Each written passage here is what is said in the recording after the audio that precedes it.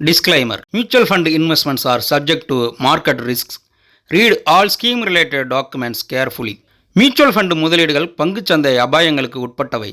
முதலீடு செய்யும் முன் முதலீட்டு ஆவணங்களை கவனமாக படிக்கவும். வணக்கம்.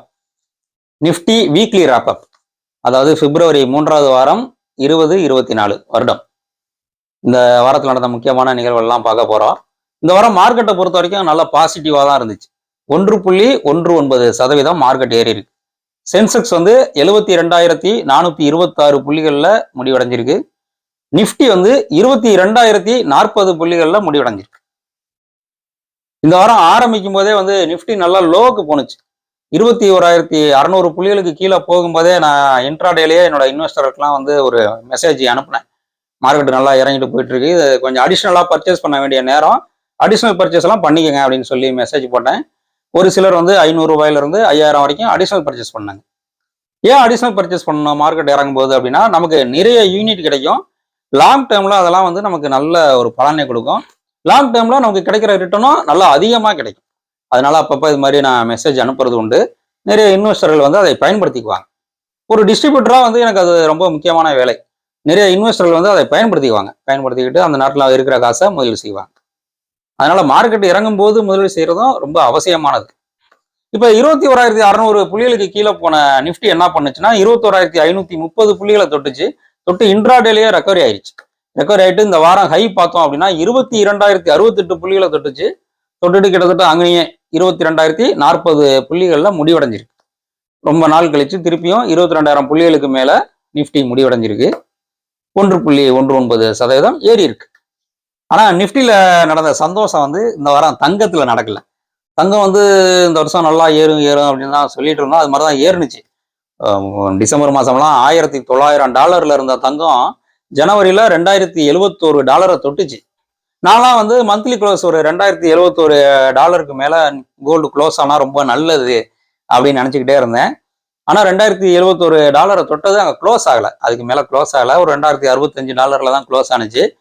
அதுக்கப்புறம் பார்த்தோம்னா அங்கிருந்து சல்லுன்னு இறங்கி $2,000 போயிருச்சு தங்கம். அப்படியே கொஞ்சம் ஏறி இப்ப $2,025 க்ளோஸ் ஆயிருக்கு.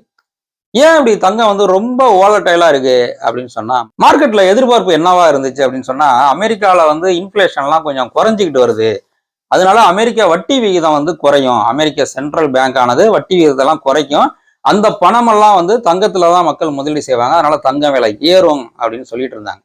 பொதுவா தங்கம் எப்ப விலை ஏறும் அப்படின்னு சொன்னா, பணவீக்கம் ரொம்ப அதிகமா இருக்கும்போது, டாலர் வீக்கா இருக்கும்போது, இந்த மாதிரி நேரத்துலதான் தங்கம் ஏறும். ஆனா இவங்க முதலீடு நிறைய வரும், அதுல ஏறும் அப்படின்னு சொல்லிட்டு இருந்தாங்க. அது மாதிரிதான் ஏறிட்டு இருந்துச்சு. ஆனால் இந்த வாரம் என்ன நடந்துச்சு அப்படின்னா, அமெரிக்கால இன்ஃபிளேஷன் விட்டாங்க இல்லையா, அது அனலிஸ்டுங்க எதிர்பார்த்ததை விட ரொம்ப அதிகமா இருக்கு. அதாவது அமெரிக்கால விலைவாசி ரொம்ப அதிகமாக உயர்ந்திருக்கு. அதனால என்னடா நம்ம நினைச்சது ஒண்ணு நடக்கிறதா ஒண்ணா இருக்குன்னு சொல்லி முதலீட்டாளர்லாம் தங்கத்தை வித்து தள்ளிட்டாங்க. ஒரு $2,000 ஒரு பேஸ் சப்போர்ட் இருக்கிறதுனால அங்கிருந்து கொஞ்சம் அப்படியே எகிரி $2,025 இந்த வாரம் தங்கம் முடிவடைஞ்சிருக்கு. நான் சர்டிஃபைடு டெக்னிக்கல் அனலிஸ்ட்லாம் கிடையாது, இதெல்லாம் சொல்றதுனால நான் அனலிஸ்ட்லாம் நினைச்சுக்காதீங்க. ஒரு டிஸ்க்ளைமர் மாதிரி சொல்றேன். அடுத்ததா பார்த்தோம்னா குரூடாயில் இந்த வாரம் ஏறி பிரெண்ட் குரூடாயில் $83 முடிவடைஞ்சிருக்கு. டெக்சாஸ் குரூடாயில் $79.32 முடிவடைஞ்சிருக்கு. நம்ம இந்தியன் மார்க்கெட்ல முக்கியமான நியூஸ் என்ன அப்படின்னு சொன்னாங்க, ரிலையன்ஸோட மார்க்கெட் கேபிட்டலைசேஷன் 20 லட்சம் கோடிகளை தொற்றுச்சு. கிட்டத்தட்ட ஒரு 10 வருஷத்துக்கு முன்னாடி 5 லட்சம் கோடியா இருந்தது, இப்ப 20 லட்சம் கோடி மதிப்புடைய கம்பெனி ஆயிடுச்சு. இதெல்லாம் தான் நம்ம மியூச்சுவல் ஃபண்ட்ல பயன்படுத்திக்க முடியும். அப்படி மிகப்பெரிய பணக்காரர்கள் இன்னும் பணக்காரர்களாகவே ஆயிட்டு இருப்பாங்க. அதுதான் பங்குச்சந்தை. அதுல நம்ம கொஞ்சம் பலனை அனுபவிக்க போறோம். என்ன கொஞ்சம் பலனை அனுபவிக்க போறோம் அப்படின்னு சொன்னா, இப்போ அம்பானியோட கம்பெனி ரிலையன்ஸ் 20 லட்சம் கோடி மதிப்புல இருக்கு. அதுல கிட்டத்தட்ட அம்பானியோட சொத்து மதிப்பு ஒரு 10 லட்சம் கோடி இருக்குன்னு வச்சுக்கோங்களேன். அவர் கிட்டத்தட்ட 10 கோடி ஷேரோ இல்ல எவ்வளவு ஷேர் இருக்குன்னு தெரியல எனக்கு, 50 கோடி ஷேரோ அதுல வச்சிருப்பாரு. நம்ம அவ்வளவு ஷேர் வச்சுக்க போறது இல்ல, 5 10 இப்படிதான் வச்சுக்க போறோம் இண்டிவிஜுவல். மியூச்சுவல் ஃபண்ட் கம்பெனிகள் அதுல ஒரு பல்க் ஷேர் வச்சுக்குவாங்க.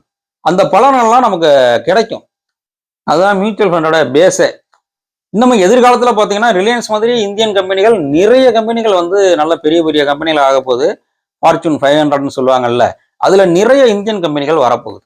அதனால தைரியமா மியூச்சுவல் ஃபண்ட்ல முதலீடு செய்யுங்க.